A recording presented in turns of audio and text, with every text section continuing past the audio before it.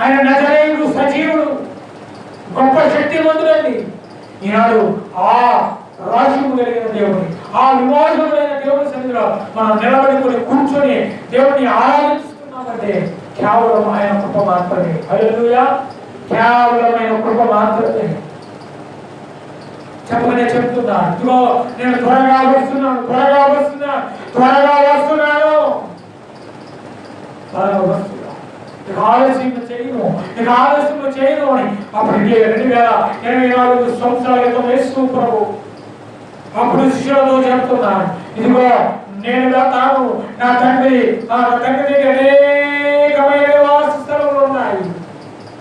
ఆ నివాసములు, ఆ నేను స్థలంలో మీరు ఉండులాగున నేను వచ్చి మిమ్మల్ని తీసుకుని ఇప్పుడు చెప్పేసి ప్రభు 2024 సంవత్సరాల క్రితం